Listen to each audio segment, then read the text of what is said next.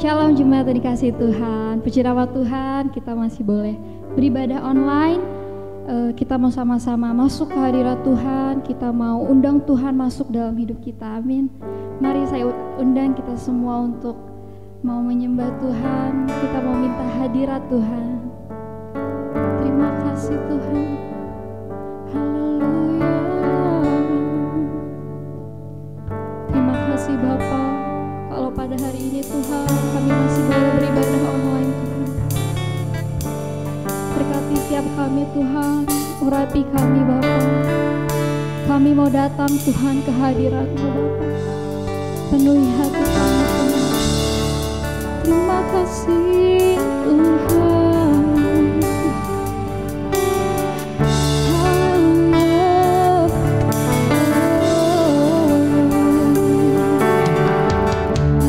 Sama-sama sembah Tuhan.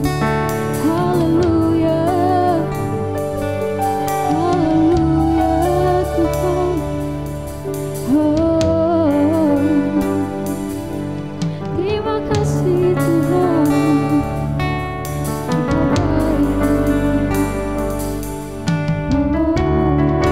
Oh, pada pagi hari ini Tuhan kami mau menyembah-Mu Tuhan, sebab Engkau yang layak. Menerima segala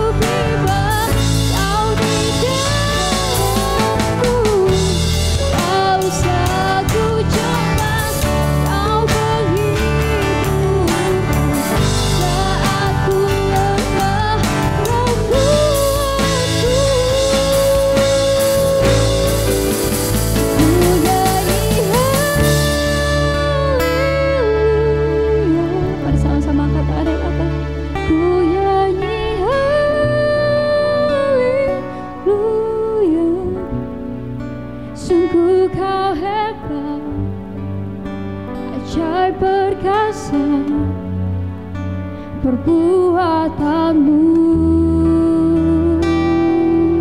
Haleluya, ku nyanyi haleluya, ku nyanyi haleluya.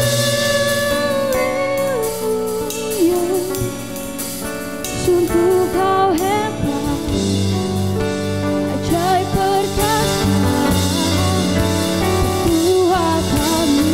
Sekali lagi katakan haleluya Tuhan, ku nyanyi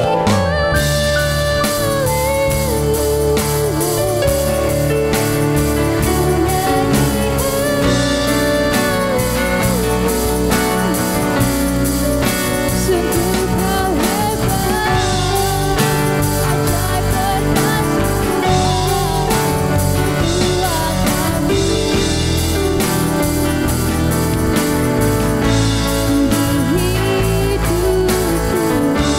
Mari sembah Tuhan, haleluya Tuhan, kami mau menyembah-Mu Bapa.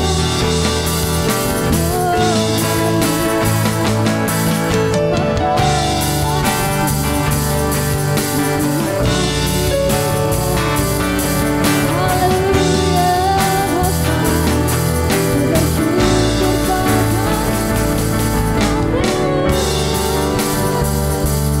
Terima kasih Bapa, kami mau lebih dalam lagi Tuhan menyembah-Mu, kami mau menyembah-Mu, kami mau menyembah-Mu. Sungguh besar kasih setiamu, haleluya.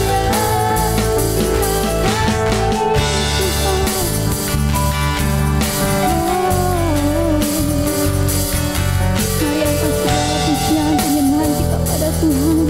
Terima kasih Tuhan, haleluya, haleluya Tuhan. Terima kasih Tuhan, kami mau lebih dalam menyembah-Mu Bapa.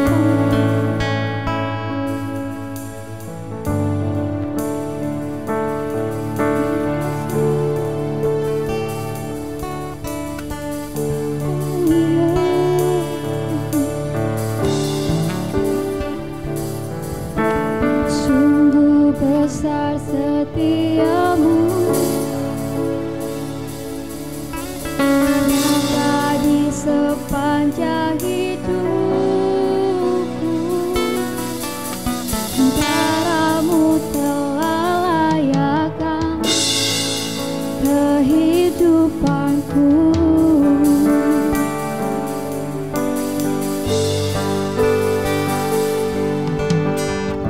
Tiada kata yang bisa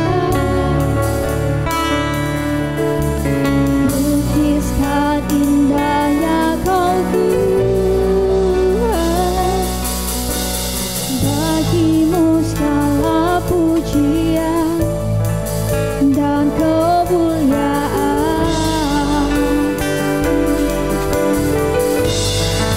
Ku tinggikan Engkau Tuhan, melebihi segalanya. Ku berikan, ku menyembah segala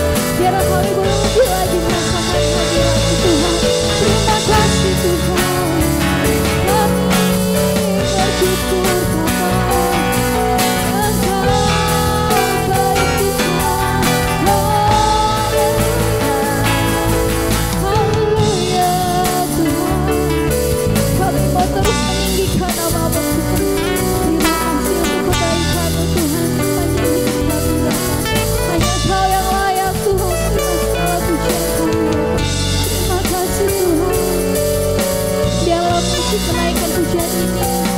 Mari saya undang kita semua untuk sama-sama sembah Tuhan. Terima kasih Bapa. Haleluya. Kami mau meninggi kadawamu Tuhan, sebab Kau yang layak Tuhan, Kau yang layak Tuhan. Ku tinggikan Engkau Tuhan, melebihi segalanya, lebih dalam. Ku menyembah dalam roh dan kebenaran selamanya, dalam roh dan kebenaran selamanya. Semua untuk Tuhan. Terima kasih Tuhan, amin.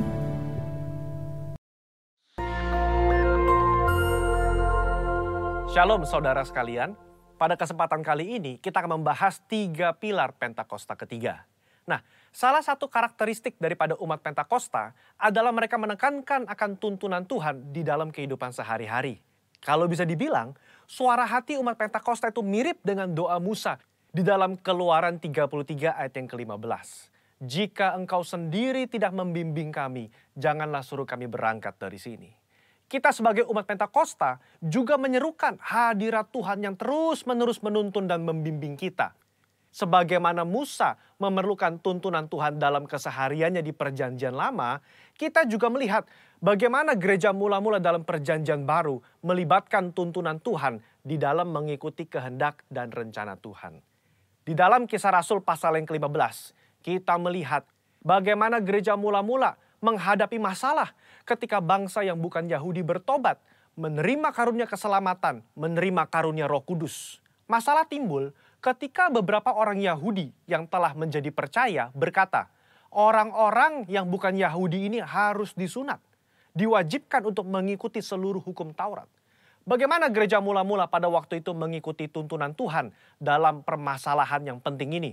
Mereka mengikuti tuntunan Tuhan lewat 3 pilar, yaitu pilar Roh Kudus, pilar komunitas, pilar firman Tuhan.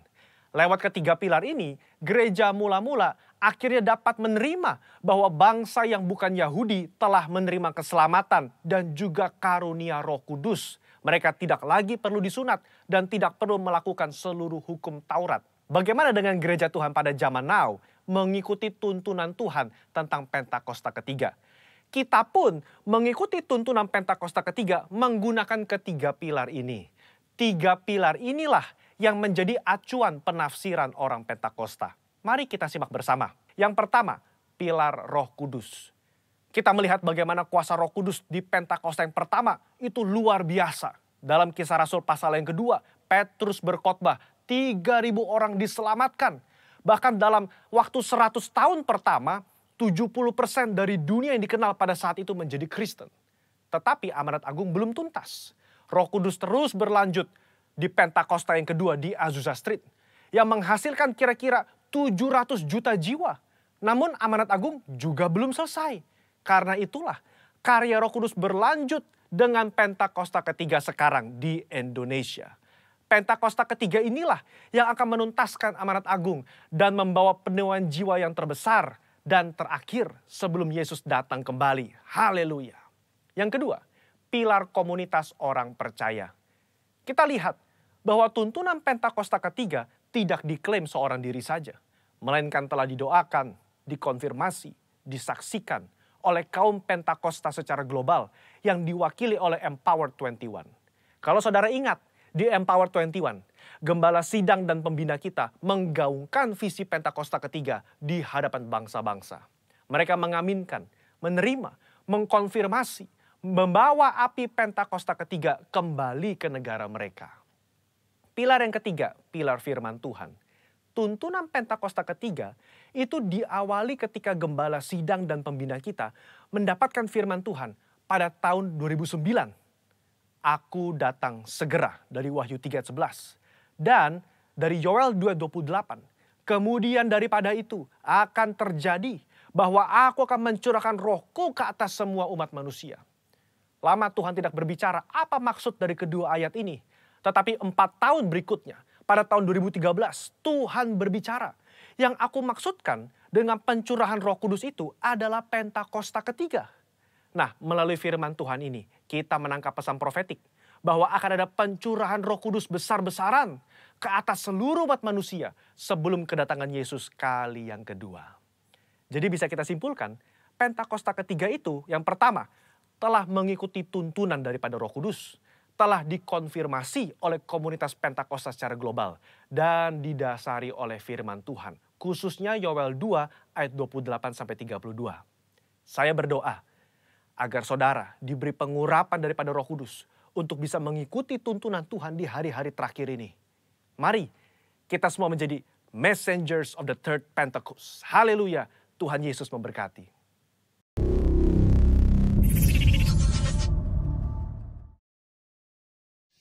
Shalom jemaat yang dikasihi Tuhan, selamat pagi, selamat hari Minggu, selamat berjumpa kembali di dalam ibadah online pada minggu kedua di bulan Juli ini.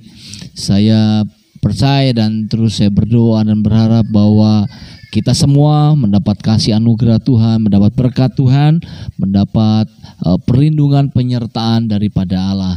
Ya saudaraku yang terkasih, kita boleh bersyukur bagaimana Tuhan senantiasa menyertai, menjaga dan memelihara setiap hidup kita. Nah saudara, saya akan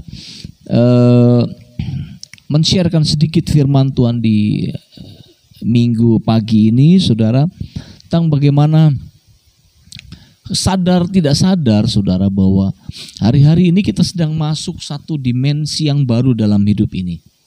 Ya, kita akan masuk dalam era kenormalan yang baru, dengan kebiasaan yang baru, dengan segala cara yang baru. Kalau dulu, saudara, kita berjabat tangan itu rasanya karena kita mengasihi orang itu, saudara. Maka kita berjabat tangan, bahkan kalau yang ibu-ibu cipika-cipiki, saudara ya, karena ada kasih di dalamnya. Tapi di dalam zaman kenormalan yang baru ini, di era kenormalan yang baru ini, kalau kita mengasihi sesama, lebih baik kita jangan salaman dulu, lebih baik kita jangan cipika-cipiki dulu. Saudara, kalau kita semua ingat ketika masuk tahun 2020, Gembala Pembina kita sampaikan, kita akan masuk tahun dimensi yang baru. Gembala Pembina kita waktu itu sampaikan, dia tidak tahu yang seperti apa, dimensi baru yang seperti apa yang akan terjadi. Sekarang kita baru menyadari, sekarang kita baru merasakan bahwa hari-hari ini kita sedang masuk dalam satu dimensi yang baru. Ya, dengan gaya hidup yang baru, ibadah pun dengan ibadah yang baru, ya, dengan online, saudara, yang tadinya mungkin tidak mengerti, kita sekarang mulai mengerti. Nah saudara, kalau kita juga merenungkan beberapa bulan terakhir ini, saya percaya kita mengalami, bahkan saya sendiri pun mengalami, rasanya ada sesuatu hal di dalam diri kita yang mungkin menolak dengan keadaan ini.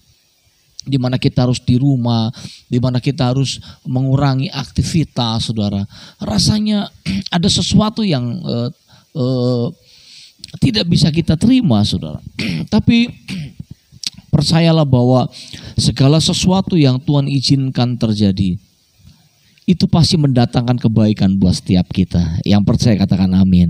Nah saudara, saya akan bacakan di dalam Roma pasal yang kelima. Kita mulai baca di dalam ayat yang pertama, saudara. Sebab itu kita yang dibenarkan karena iman, kita hidup dalam damai sejahtera dengan Allah oleh karena Tuhan kita Yesus Kristus. Oleh Dia kita juga beroleh jalan masuk oleh iman kepada kasih karunia ini. Di dalam kasih karunia ini kita berdiri dan kita bermegah dalam pengharapan akan menerima kemuliaan Allah. Hari-hari ini bukankah kita juga berharap? Banyak kita berharap pada Tuhan. Bagaimana mungkin kita ingin sembuh, kita ingin pandemik ini segera berlalu, kita ingin permasalahan ini cepat selesai. Ya, kita punya banyak pengharapan di dalam Allah itu, saudara. Kemudian di dalam ayat yang ketiga, saudara, dan bukan hanya itu saja, kita malah bermegah juga dalam kesengsaraan kita. Karena kita tahu bahwa kesengsaraan itu menimbulkan ketekunan, dan ketekunan menimbulkan tahan uji, dan tahan uji menimbulkan pengharapan, dan pengharapan tidak mengecewakan. Karena kasih Allah telah dicurahkan di dalam hati kita oleh Roh Kudus yang telah dikaruniakan kepada kita. Amin, saudara. Bukankah beberapa bulan ini kita rasanya mengalami kesengsaraan itu, rasa gundah gulana, rasanya mungkin yang tadinya aktivitas begitu padat, kita harus mengurangi mungkin 95% daripada aktivitas itu. Rasanya enggak enak. Tapi saudara, Allah itu yang mengatur segalanya, Allah yang tahu segalanya. Makanya di sini dikatakan, kita harus bermegah juga dalam kesengsaraan kita, saudara. Karena kita tahu kesengsaraan itu akan menimbulkan ketekunan. Dan ketekunan itu akan menimbulkan tahan uji. Dan tahan uji akan menimbulkan pengharapan. Saya percaya bahwa Allah sedang mempersiapkan kita. Allah sedang membawa kita, saudara, di dalam satu sekolah kehidupan, sekolah iman masing-masing kita. Selama beberapa bulan ini kita mengalami itu, kita mengalami hal-hal yang terjadi dalam hidup ini, suka duka, pergumulan dalam hidup ini. Saya percaya ada satu sisi baik yang sedang Tuhan kerjakan, yang sedang Tuhan lakukan dalam hidup ini. Supaya apa? Kita punya pengharapan. Pengharapan terjadi karena apa? Karena kita tahan uji. Tahan uji terjadi karena apa? Karena kita tekun. Dan kita bisa tekun kenapa? Karena ada kesengsaraan. Ada masalah.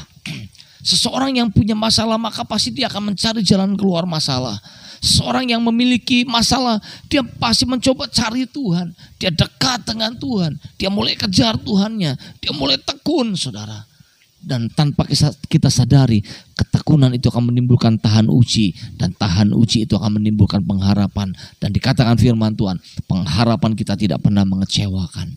Kenapa? Karena kalau Tuhan yang sudah berkata, tidak ada satupun dari manusia bisa menggagalkannya. Setiap firman itu pasti akan terjadi. Nah saudara, lalu apa yang harus kita lakukan? Apa yang harus kita kerjakan supaya di dalam proses yang sedang kita lalui ini, proses yang sedang kita jalani ini, saudara, kita sedang beradaptasi dengan satu keadaan kenormalan yang baru. Saya berkata kepada rekan-rekan pelayan Tuhan bahwa mungkin hari ini kita merasa canggung dan janggal dengan keadaan ini. Tapi nanti generasi setelah kita sudah tidak merasa canggung dengan keadaan ini, tapi dia merasa bahwa inilah memang kehidupan yang normal, saudara. Jadi kita sedang beradaptasi. Nah, di dalam masa adaptasi ini, saudara, apa yang harus kita lakukan? Minimal ada dua hal, saudara. Yang pertama, rubah pola pikir kita, rubah cara berpikir kita, saudara. Karena Roma 12 dikatakan, berubahlah oleh pembaruan budimu supaya kamu dapat membedakan mana yang baik, mana yang berkenan kepada Allah, dan mana yang sempurna. Kita harus merubah pola pikir kita. Saya teringat dengan perkataan almarhum Pak David Sakra, saudara, di mana di belakangan tahun kemarin saudara, hingga awal-awal tahun dan hingga sebelum dia kembali ke pangkuan Bapa, dia selalu katakan Jesus minded, Bible thinking and Jesus minded. Jadi kita harus merubah pola pikir kita. Dalam Filipi sudah dikatakan menaruh pikiran dan perasaan yang sama seperti Kristus. Kita harus taruh di pikiran kita perkataan firman. Yang kita harus taruh dalam pikiran kita adalah perkataan Allah. Bukan perkataan dari dunia ini yang mungkin membuat kita takut, yang membuat kita cemas, yang membuat kita gelisah. Kalau kita mungkin tetangga kita ada yang berkata, oh dia kena COVID, kita mulai terganggu pikiran kita. Berubah pola pikir kita. Kita punya Tuhan yang besar, kita punya Tuhan yang ajaib. Pola pikir kalau kita isi dengan firman Tuhan, maka tubuh kita pun akan kuat, saudara. Ya, kalau pola pikir kita jaga dengan firman Tuhan, seperti Rasul Paulus katakan dalam Filipi, hendaklah kita tuh menaruh pikiran dan perasaan yang terdapat juga seperti Kristus. Jadi yang ada dalam pikiran kita adalah pikiran Kristus. Bukankah rasanya kalau hari-hari COVID ini menjauhkan kita dari sesama? Kalau ada yang sakit, tetangga kita atau siapa, mungkin kita mulai was-was. Aduh jangan. Rasa iba kita sudah mulai berkurang. Yang tadinya kita langsung membantu, kita sekarang mulai tahan diri dan berpikir. Nah saudara, pola pikir kita harus berubah. Saya yakin, saya percaya Tuhan tidak akan membiarkan. Firman Tuhan katakan, walaupun sampai kita jatuh, kita tidak pernah akan sampai tergeletak sebab ada tangan Tuhan yang menopang kita. Itu yang pertama, pola pikir kita harus berubah, saudara. Yang kedua apa? Sikap kita, perbuatan kita. Hari-hari ini kita harus berubah. Perbuatan kita harus memuliakan Tuhan. Perbuatan kita harus berbeda dengan yang lain. Perbuatan kita harus mencerminkan bahwa kita adalah anak-anak kerajaan Allah.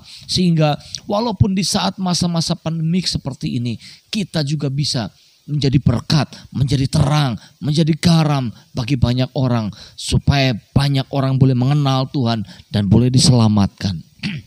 Nah saudara, perubahan pola pikir dan perubahan sikap kita ini akan membuat kita di dalam proses yang kita alami, pergumulan yang kita alami, kita akan tetap kuat. Bahkan dikatakan sampai ujungnya kita punya pengharapan. Orang yang punya pengharapan itu sudah belum terjadi, jawaban doanya belum ada, sudah, tapi dia tetap berharap. Kalau kita berharap tapi sesuatu itu sudah ada, itu bukan pengharapan, sudah ada, saudara. Tapi yang namanya pengharapan adalah sesuatu yang belum terlihat. Kita harapkan, kita inginkan. Nah, mari sama-sama saudara, kita rubah pola pikir kita.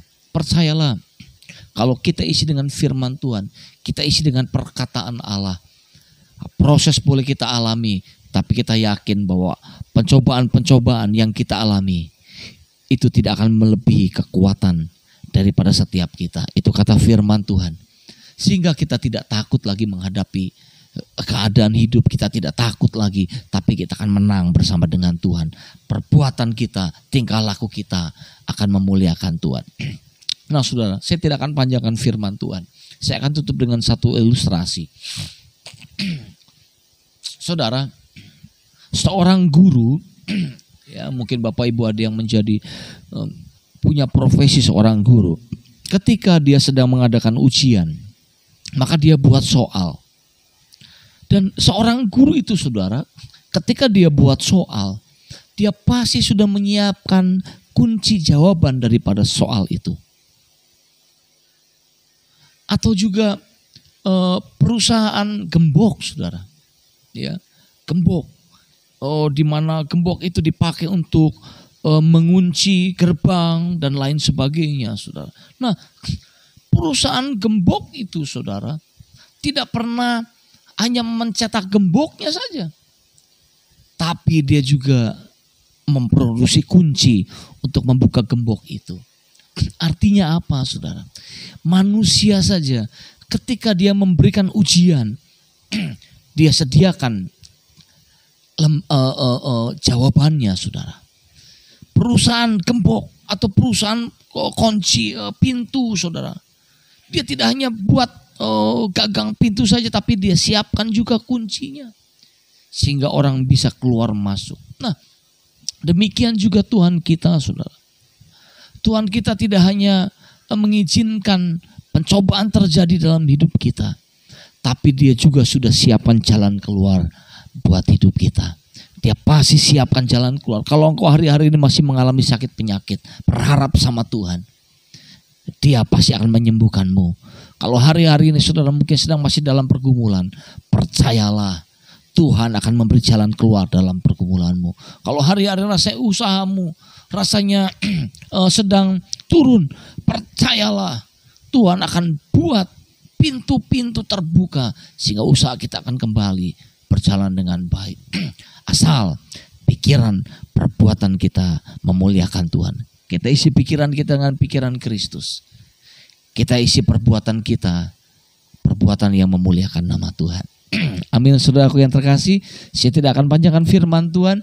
Biarlah firman Tuhan ini boleh menjadi kekuatan buat kita, buat setiap umat Tuhan, untuk kita boleh memasuki bulan-bulan berikutnya, di tahun-tahun berikutnya dengan sukacita, dengan iman, dengan tetap berharap sama Tuhan. Dan kita terus mendoakan bangsa ini, terus doakan para pemimpin negeri ini untuk boleh memimpin bangsa dan negeri ini, sehingga kita boleh keluar dari permasalahan ini. Amin, saudara.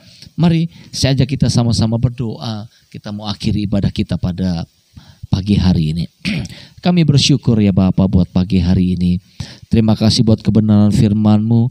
Biarlah kebenaran firman-Mu ini memerdekakan kami. Kami tahu Tuhan, Engkau tidak pernah hanya mengizinkan permasalahan terjadi baik buat kami maupun bangsa ini. Tapi kami tahu satu hal, Engkau juga sudah memberikan jalan keluar. Satu hal, satu sisi dalam hidup kami. Kami mau rubah cara pikir kami. Kami mau pakai pikiran Kristus. Kami mau rubah hidup kami dengan pertobatan. Kami mau pergunakan tubuh kami untuk memuliakan Tuhan. Kami akan pergunakan tubuh kami untuk menjadi senjata-senjata kebenaran. Sehingga amanat agung Tuhan Yesus boleh kami selesaikan. Berkati para pemimpin kami, pemimpin bangsa ini. Berkati bangsa ini Tuhan, di dalam nama Tuhan Yesus. Juga pemimpin rayon, gembala pembina kami, dan juga pemimpin rayon kami, para wakil gembala OTP, dan semua yang hamba-hamba Tuhan yang bersama-sama dalam rayon doa, Engkau memberkati Tuhan. Setiap kami diberi kesehatan, kekuatan dari Allah, berkat dari Allah, juga hikmat, pengurapan dari Tuhan. Terima kasih Tuhan. Kami akhiri ibadah kami pada pagi hari ini. Kami angkat tangan kami arahkan hati kami untuk kami terima berkat daripada-Mu. Karena itu jemaat yang dikasih Tuhan, terimalah berkat dari Allah Bapa, cinta kasih dari Tuhan Yesus Kristus, dan penyertaan dari kuat kuasa Roh Kudus yang akan menyertai hidupmu mulai malam hari ini sampai Maranatha, bahkan sampai selama-lamanya. Terimalah berkat Allah itu di dalam nama Tuhan Yesus Kristus. Yang diberkati dengan saya, kita mau sama-sama katakan amin. Shalom, Tuhan Yesus memberkati.